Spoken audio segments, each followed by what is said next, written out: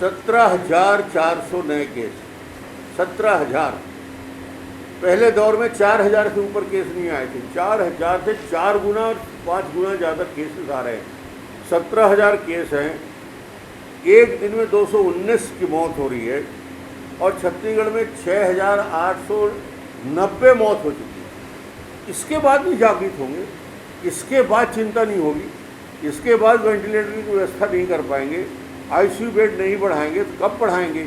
ये पैसा आप रखे हो 400-500 करोड़ शराब के सेस का, ये पैसा 2,000 करोड़ रुपया डीएमएफ का रखे हो, ये पैसा कब काम आएगा जब छत्तीसगढ़ में ये लोग जिंदा रहेंगे? हमारे लोग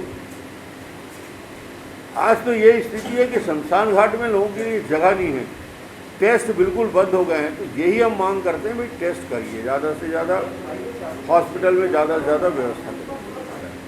भारतीय जनता पार्टी ने प्रयास किया लगातार, प्रदेश के हम लोगों ने, सभी वरिष्ठ लोगों ने बैठकर ये तय किया कि सरकार कुछ करने में असफल रही है, उसके लिए हमने अलग अलग कदम उठाए और उसके लिए कदम उठाए कि हमने इन सारे विषयों को लेकर चीफ सेक्रेटरी से, हमारे वरिष्ठ सारे नेता, मुख्य सचिव से मिलकर वहाँ की स्थिति के बारे में, छत्तीसगढ़ के बारे में चिंता व्यक्त की। वहाँ कुछ नहीं हुआ, फिर गवर्नर से मिले। गवर्नर से हम लोग पूरी टीम गई और गवर्नर को बताया, गवर्नर साहब ने भी चिंता व्यक्त की। उसके बाद भी कोई सुधार नहीं हुआ। उसके बाद हम लोगों ने सुझाव दिया था कि सर्वदलीय बैठक करके कुछ निर्णय लिया जाएगा। सर्वदलीय बैठक में भी कोई निर्णय नहीं हो पाया और कोई सकारात्मक कदम नहीं उठाए। एक आंकड़े जो लोगों को पीड़ा देता है और तकलीफ देता है कि सरकार ने कहा कि एक्चुअल वेंटिलेटर कितने फंक्शनल हैं, ये इन्होंने स्टेट गवर्नमेंट के पोर्टल पे जो दिखाता है वो दिखाता है 937 वेंटिलेटर फंक्शनल है। मगर इसकी जब जांच की गई, इसके बारे में डिटेल इन्फॉर्मेशन लिया गया तो पता चला कि 497 वेंटिलेटर ही फंक्शनल हैं। इनके जो आंकड़े पोर्टल में बता रहे हैं और ये पोर्टल में जो 937 के आंकड़े दिखा रहे हैं वो झूठा है। अकेले सिर्फ और सिर्फ 497 वेंटिलेटर आज के दिन काम कर रहे हैं, जबकि सरकार ने कहा था, मुख्यमंत्री ने कहा था, इन लोगों ने वादा किया था कि हम पहले दौर और के समय कि हम अपने वेंटिलेटर की क्षमता को दुगना कर देंगे। दुगना तो नहीं है, फंक्शनल आधा है और आधे में भी कोविड के लिए जो रिजर्व किया हुआ है जो वेंटिलेटर वो आधे की, उससे भी आधे की संख्या है। बाकी तो अन्य चीज़ों के लिए, सीरियस मरीज के लिए वेंटिलेटर रखते हैं, वो प्राइवेट हॉस्पिटल हो, एम्स हो या अन्य। दूसरा, आज आप भी कोशिश करते हो, पत्रकार बंधुओं के भी फ़ोन आते हैं, आपके मित्र भी भर्ती होते हैं, पूरे छत्तीसगढ़ से लोग परेशान होकर हम लोगों को फ़ोन करते हैं। हम यहाँ बैठे हैं, माननीय हमारे सांसद महोदय रामविचार नेतान जी बैठे हैं, पवन साय जी हमारे संगठन मंत्री जी हैं, माननीय राजेश मूड़ा जी, अभिषेक सिंह जी। हम लोग इस बात को चिन्हांकित करने के लिए प्रदेशव्यापी इस धरना में बैठे हैं कि सरकार को इन छत्तीसगढ़ की पीड़ा को एक बार फिर प्रदेश स्तर में धरना देकर व्यक्त करें और बताएं कि अब भी समय है, आप बेहतर तरीके से जो कुप्रबंधन है, जिस प्रकार हालात छत्तीसगढ़ के बिगड़ते जा रहे हैं, उसको ठीक करने का ये मौका है। इसमें दल और विपक्ष और पक्ष की बात न सोचते हुए अभी हम 3 व्यवस्था में सुधार करें। एक तो वेंटिलेटर की व्यवस्था जो आपने कहा था उनको करें।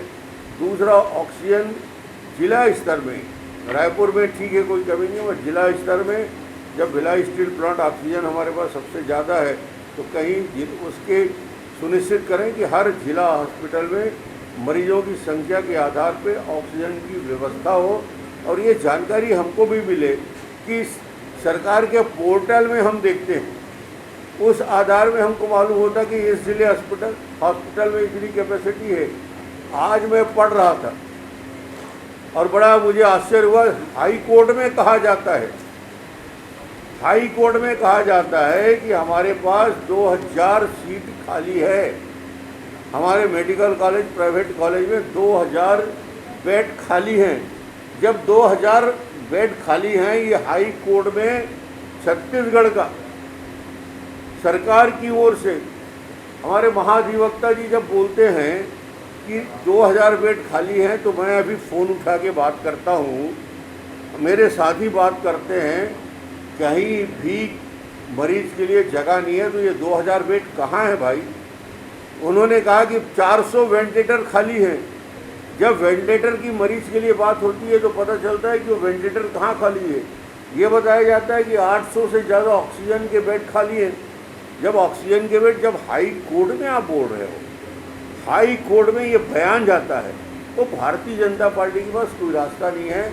हम कोई आंदोलन नहीं कर सकते सड़क में, घर में बैठकर इनके विवेक को जागृत करना चाहते हैं कि मुख्यमंत्री जी, स्वास्थ्य मंत्री जी बैठिए, बैठकर जो आपने कहा था कोविड के पहले जब लहर आई थी, उस समय आपने जो वादा किया था कि हम ये एक कदम उठाने जा रहे हैं, इतने आईसीयू बेड बढ़ाने वाले हैं, इतने वेंटिलेटर बढ़ाने वाले हैं, इतने ऑक्सीजन बेड, आज वो कहाँ गया? आपके पोर्टल में दिखता कहाँ है? आप हाई कोर्ट में अलग बयान देते हो। सरकार के हाई कोर्ट में दिया गया हलफनामा और बयान आज धरातल में जब देखते हैं तो उसका जस्ट पूरे विपरीत है। तो आज हम बैठ के उसका विरोध करने के लिए बैठे हैं कि ये जिस प्रकार से छत्तीसगढ़ में हो रहा है, पूरे छत्तीसगढ़ में टेस्ट बंद हो गया है, टेस्ट की व्यवस्था पूरी चौपट हो गई है, कहीं टेस्ट नहीं हो रहा है, टेस्ट ना होने से रिपोर्ट आना बंद हो गया, आंकड़े कम कर रहे हैं, 16,000 17,000 के आंकड़े बताए जा रहे हैं। आंकड़े के जाल में ना फंसते हुए कम से कम जो आज नीचे स्तर में 3-3 4-4 पंचायत के बीच में एक क्वारंटाइन सेंटर बनाना बहुत आवश्यक है। इसको बार बार मैं बोल रहा हूँ, क्योंकि एक बार यदि टेस्ट हो गया, CPRTC टेस्ट हो या रैपिड टेस्ट हो, कोई भी टेस्ट हो रहा है, उस टेस्ट के बाद मुझे लगता है कि उनको जब तक उस मरीज़ का टेस्ट रिपोर्ट 4 दिन 5 दिन 6 दिन में फाइनल नहीं होता, उसको क्वारंटाइन करना ज़रूरी है। उसको पंचायत भवन में रखेंगे, नहीं तो आज जो स्प्रेड हो रहा है, जिस प्रकार फैल रहा है, ये संभालने से संभलेगा नहीं। आज जो स्थिति है छत्तीसगढ़ में बहुत ही चिंताजनक है, परेशान करने वाला है। और आज के इस दिन में मैं सिर्फ यही कहना चाहता हूँ कि हम सब इस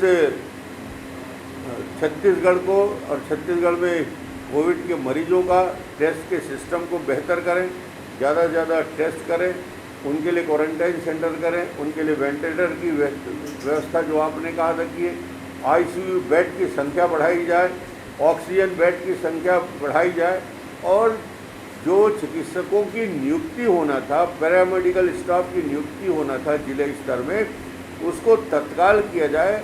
और आप अलग अलग ज़िलों में अभी से, वो चाहे जसपुर की बात कहूँ, बलरामपुर की बात कहूँ, मैं बिलासपुर की बात कहूँ, मुंगेली की बात कहूँ, राजनांदगांव और कवर्धा की बात करूँ, मरीजों की संख्या जिस प्रकार भटक रहे हैं, उनके लिए कोई व्यवस्था सुनिश्चित किया जाए।